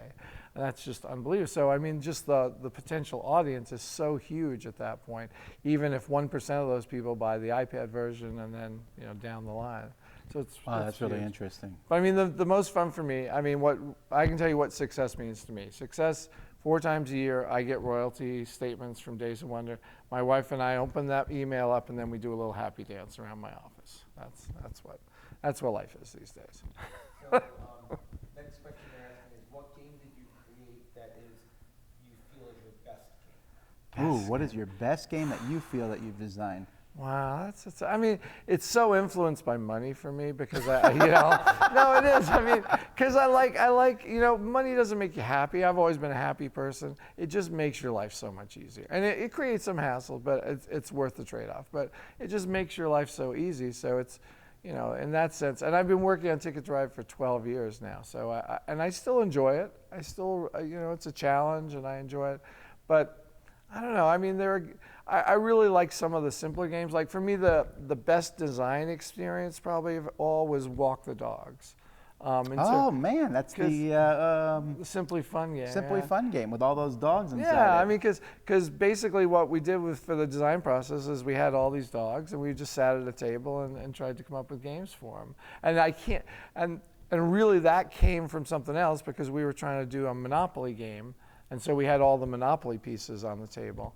And then that turned into the dogs, and that turned into walking. But that design process was so fun. Is that game still being sold? Yeah, I mean, they don't sell very many, but it's still out there. I would love to get the rights back to sell it to somebody else. Yeah, that's a neat game. You open the box, I mean, the box literally barely closes. Oh, yeah, because there's that many little dogs. And you really need inside more. it. The game's actually better with a few more dogs. So, yeah. And I have this whole, storage case full of different breeds of dogs, so I can play, with more. Because I'm one of these people, I buy like tremendous numbers of parts. So I have a storage room full of bits, of everything. My hero. Let's take a couple more questions. A completely different topic is, how did you create the gathering and what is your goal, and et cetera, et cetera. Oh, man. A lot of questions about the gathering. Okay. All right, so we're at the Gathering of Friends. What is that? Yeah, I mean, 27 years ago, people were bugging me. They said, why don't we organize a game weekend? And I said, well, why do I have to do it? But I'm the organizer, right? So they said, so I did it. We had 23 people the first year. It was basically in 2 hotel rooms across the hall from each other where they cleared out the furniture and we just had some gaming tables. That's what it was. A couple years it went on like that, maybe got up to 40 people. We went to a different hotel. And at some point, like 10 years ago, maybe it was even more, game companies started coming, just because I know people from a lot of game companies. And then game designers started showing them prototypes. And this was no plan. There was absolutely no intent on my part. And now, like half the people who come are either game company representatives or people who have prototypes to show, either game designers or game designer wannabes.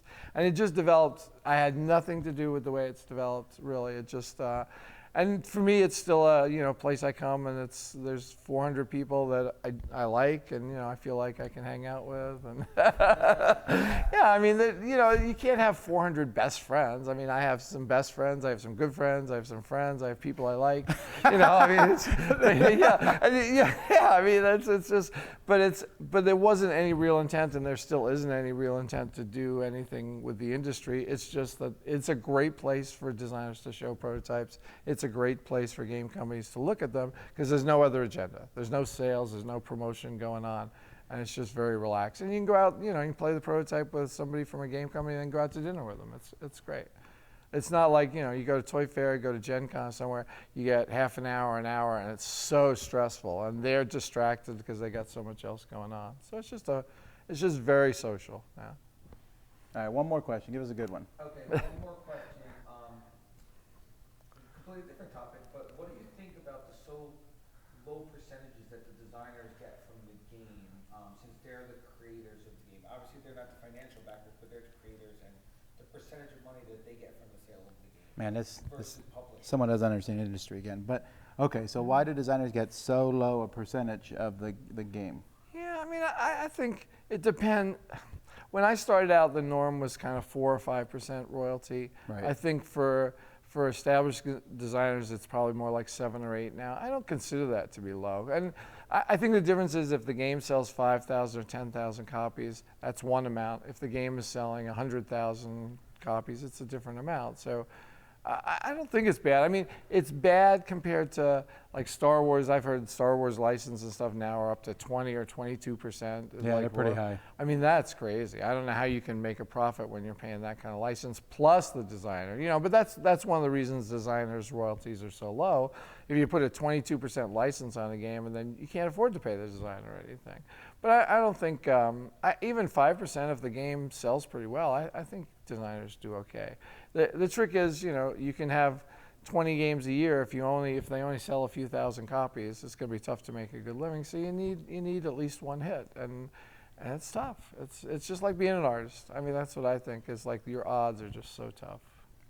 Well, you've got the odds. Yeah, I'm happy about it. Yeah, wish I could wind back the clock 20 years or so, and enjoy it for another 20 years. So. All righty. Well, thanks so much for Hey, coming thank on. you, Tom. I appreciate it. We'll take the mic, and we have another designer here. All right, better The one. mic is a little bit lower. Okay. Nice mic. All right. Thank you, sir. All right, Mr. Lang, you're on.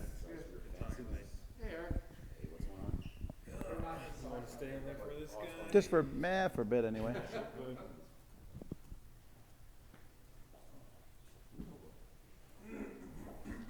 I'm so distracted. You made that twist tie very straight, though. Wow. Is that a double entendre? No, it was very much not. Where do I? Yes, please. I just make games. I don't do anything else. Yeah, I can see that. So you have a panda shirt on. Hmm? Very. There you go. You're good. That's what I do. Panda in every game, you said? That's what I do professionally. I put pandas on every shirt. So is this live like the whole time? Yes, that was everything we just said was live. Oh, So okay. Thank you. Oh, you're welcome. Okay, so we'll start out by talking about this is the year of Lang in a sense, and really, I'm trying to think how many published games that you have coming out this year. At least 10, I believe.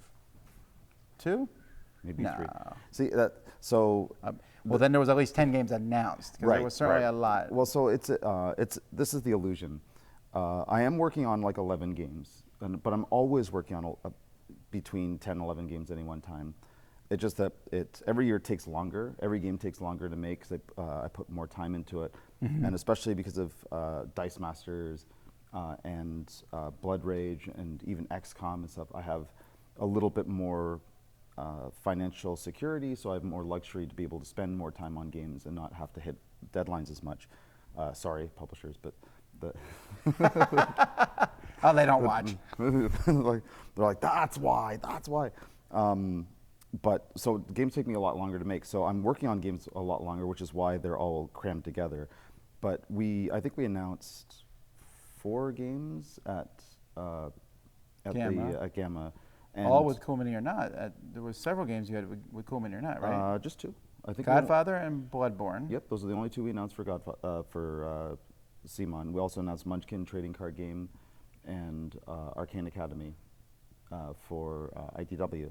And Arcane Academy was actually a surprise. That was a bonus game because Kevin and I finished that like 3 years ago for another publisher, and then IDW bought it this year.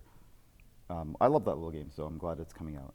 But I think everything just takes longer in all ends, in production and in design. So I mean, originally we thought we might hit like Gen Con or something with all these games, but as far as I know, Bloodborne is the only one that will hit Gen Con. Godfather will be later, and Munchkin will be a little later. So it's we're not even 100% sure this year. Right. Although I got a chance to play it, I had a good time with that. Now, Munchkin. Yeah. yeah, Munchkin. Yeah, I like that. With Dice Masters, which is something I talk about occasionally, most once of in a while. these collectible type games, I've noticed the designer designs it, or even living card games, and as time goes by, they are less and less involved. Like Richard Garfield's not designing the new Magic sets. Right on. Yep. So, how is that with you and Dice Masters? Mike and I still design 100% of Dice Masters. Really? So, do you struggle like when a new set comes out? You're like, okay, how are we gonna make this one feel different than the last ones? Yeah, sometimes even balanced. for like 5 seconds, right? So we get a schedule way ahead of time, so we know what's going to be coming out for like a year and a half later, and so I'm always thinking. There's a part of me that's always thinking about Dice Masters, and Mike as well. So by the time we get together for it's like, all right, it's time to start working on this set. we've already got a ton of ideas that we've been percolating. So far, I personally have not run out of any ideas. Mike has a ton of cool off-the-wall stuff, and so we're still pretty energized. I imagine maybe 2-3 years from now, might be a different story, but. I'm just amazed at how much stuff there already is. I always say every Me time there's a too. new set, I'm like, oh, I could be content here. There's that much stuff. What about power creep? How do you keep, accidentally making the new stuff a little bit better than the original stuff? Is that something? But I mean, is that something you have to think about all the time? Absolutely. So Mike and I have an interesting set of shared responsibility. Mike is largely, for Dice Masters, Mike has a better understanding of the balance in Dice Masters than I do. I'm more focused on the vision and the overarching mechanics. So of course we both do both, but Mike is the final word because his guesses are scary accurate. So I don't worry about balance that much. I just worry about fun factor. Okay. Do you then, when you're making these sets, you have to think about every time there's a new character, how they interact with every other character.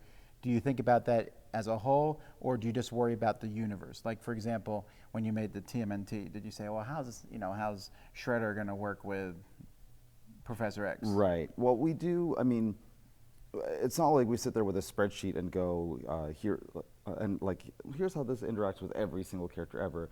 We have a really solid foundation. We create like open-ended mechanics that we understand pretty well. Like Mike and I, between us, I think we've been doing trading card games for like 30 years between the two of us. So we have a pretty good instinct for how those work. We'll do a little bit of research, and playtesting is pretty extensive too. So we think about the sets as a set, and then in the back of our head, we think about it overall. We think about how overall set mechanics interact with each other rather than individual dice. Most of those come out with playtesting, and then we make tweaks through there. Well, what do you think, though, like when you read online and someone says, but if you put these two together, it's an unbeatable combo. Is that like, man, we missed that? Or? Well, I mean, we look to tournament results and stuff and see if it's true. Because, I mean, perception and reality are interesting things, right? You can, especially in a game with high power level like Dice Masters, there's any number of combos that could be super strong. But it's super strong and strength and consistency and lack of counterplay is the thing that's the magic trifecta we're looking for. And we've been pretty lucky so far, well, lucky or good, depending on your definition, of not hitting that too often. All right, we got any questions from the audience? Yeah. No. As usual, a whole bunch. Can't talk about future Dice Master sets. Although they just announced Deadpool. Oh, they did? Oh, They did. There you go. Deadpool what? The Deadpool Dice Masters, they just announced it. Deadpool Dice Masters? Really? Okay. Is that your shocked face? No, I'm excited. Where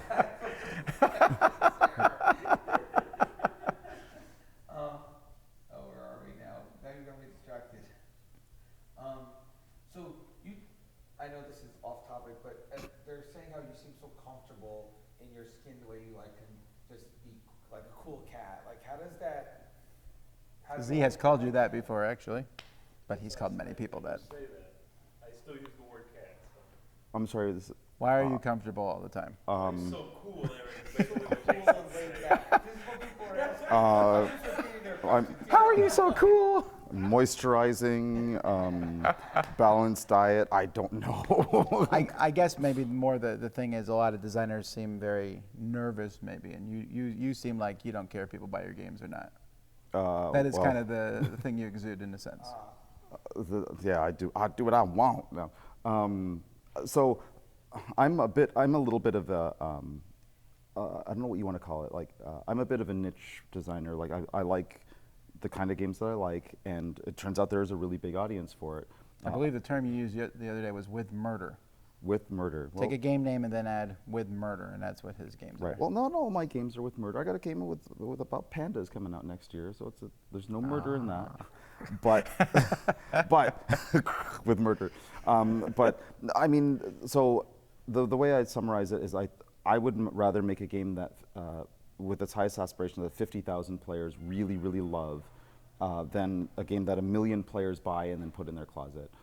Obviously, of course, if 1 million players buy it and love it, that's sure, but that very rarely happens. So I focus on the stuff, on lifestyle games that I really like, that I would invest a lot of time in.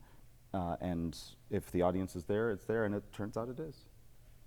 So, a very interesting question here is, what's your experience of big Kickstarter games versus standard distribution methods, and do you prefer one or the other, and do you find it's harder to manage customer expectations when it's a Kickstarter versus a standard published game? Yeah, I'm not actually sure that this is a question for you since you're the designer, not the publisher, but do you feel any difference when your games are kickstarted or when you just Oh yeah, they're absolutely. published? Absolutely, 100%. Is kickstarting more nerve-wracking?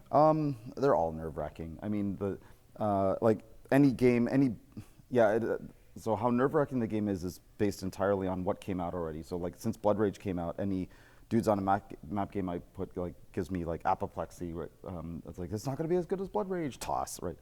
But for Kickstarter, I have to design games in a completely different way. I have to design games knowing, like, somewhat modularly, and with a number of expansions that may or may not make it in, but the game has to work well with any combination of those, and not get too bloated, not get too ridiculous. So now I'm down to like 1 Kickstarter a year, which makes me very happy. I love the idea of working with Kickstarter, but not too often. And for published games, for retail games, it's more of a hermetic experience. So I just designed the best game that I possibly can, and don't even think about expansions that much. I'm not worried too much about leaving it open-ended. I just make it really, really cool. And if it sells well, and if the game is big enough, then I'll find a way to make an expansion if I really need to. Well, last year I remember on this vein when the Arcadia Quest the second one, was it Inferno? Inferno, yeah. Inferno was coming out, and one of the stretch goals was pets, and you were like almost gagaing over the pets stretch goal. That was a pet. That was a pet project. Let's see what I did there. The pets was something that I've actually wanted in Arcadia since day one, and Guilherme, who's actually the lead designer of pets, and I've spent a lot of time on it, where I was basically just the pain in the ass sitting in the room all the time going, these pets have to be exactly this awesome, and I want everybody to be going like, "Aw," all the time, or like, "God damn that pet," annoyed, and trying as hard as they can to murder them. But there's a murder again. I'm kind of the vision keeper of Arcadia Quest, and even though I don't do all the design, thank God. It's big game. The pets was something that I've really, really wanted to do. So Guilherme and I got together, and we almost wanted to make it a standalone set, but it just wasn't. It wasn't quite big enough, and it wasn't. We couldn't justify making an $80 box out of it. So we wanted to. We then decided to make it a plug-in for every other set, and that actually made it a much better product. Is it going to be then sold separately, though? It is, yeah. Okay, good. I have to say I'm looking forward to that. Pets. So people are talking about XCOM and want to know if you're going to do more games with apps as a component. Oh yeah, how was that? Eric designed a game last year of a popular game XCOM with a iPad. Mm-hmm. With an iPad, it just comes with it. Can you imagine? Now with iPad integration, will you do more of that? Yes. Yes. Was it a pain in the neck? Yes. Do you see that as the future? No. No. Just as like a branch of the future? I see it as a future. So there will definitely be more games with app integration. At the time of XCOM, I came up with like 8 or 9 different concepts that were completely different from one another. XCOM was the one I was most excited about. I have one that's kind of in the back burner. I don't even know if I'm going to publish it. I think it's artistically beautiful, but I don't think it's really publishable. But I'm working on a game right now with app integration, maybe for 2018 or something, that I'm definitely looking forward to. Be very different from XCOM. All right. What are your biggest pop culture influences? Joss Whedon. Design your games.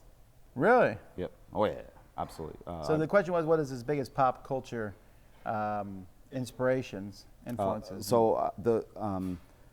I'm a huge Joss Whedon fan. I mean, Buffy is one of my favorite shows of all time. I love Firefly and all that stuff. I like a lot of stuff, Star Wars, of course, but the way Joss thinks about movies, I can relate to that, and I think about games a lot in the same way. Just like kind of nervous and like always in fear that, oh my God, this game, nobody's gonna care about this game. I'm a hack, I've run out of ideas, all that kind of stuff. And so the quote I told you about, like, rather make a game for 50,000 than a million, I pretty much stole that word for word from him. He said it was something like, I'd rather make a TV show that 100,000 people love than a million people like. Well, he's now made a movie that's done both, I think. That's a true fact. Well, I look up to him. I didn't say I am him. He's up here. I'm just kind of hanging around down there. All right, we'll take one more question here. This one's kind of a Tom thinks interesting question is, people are always talking about women and not a lot of women in the gaming industry. But what about minorities, and how do you feel about that, and trying to get more minorities into the gaming industry? I like minorities. I think they're pretty cool. This is a deep No, I know, that's question. why the question was for you. Oh, So, why is it for me? are you gonna I didn't ask the question. You're making him blush now. I know. That's my job. I do it professionally. Of course, gaming does not represent. It's true that the artistic or the front-facing part of the game industry doesn't quite represent the diverse landscape of America, et cetera, et cetera. But I mean, we're getting better. I'm not a big fan of artificial. Of anything artificial. It's something we have to, it's baby steps, we're getting there. We have the discussion all the time. The watchword that we have at, when I'm talking to publishers and other designers is inclusiveness. We just basically, I don't necessarily go, you know what, I'm gonna make a game for women, or I'm gonna make a game for the Chinese, or well, actually I have done that, but that's the country, not the people. But I don't think necessarily about race or gender when I'm making a game, but I do think about, you know, while during the development process, like, hey, is this actually kind of insulting, or is this like insensitive or something like that? We do go through that. Again, I try not to police too much, but if I can usually tell if there's something I feel uncomfortable about, or if there's somebody. My playtest groups are very diverse, and I can tell very quickly if there's something in it that makes somebody uncomfortable. I will definitely, if I can, I will bring it up, and it becomes part of the discussion. All right. Well, we are pretty close on time here, folks. We're going to come back at 9 a.m. on Saturday, and that's Eastern time. So hopefully we will have some more designers and publishers and things. I got a couple lined up, and we'll have some more to talk to then. I know Stephen Glenn will come by. I'm trying to get Mike Gray and a few others. We'll see who comes by. Anyway, until next time, I'm Tom Vass, and you've been watching the Dice Star Live. Thank you, Eric, for coming on the show. Thank you. We'll see you guys. Guns. All right. No, you guys still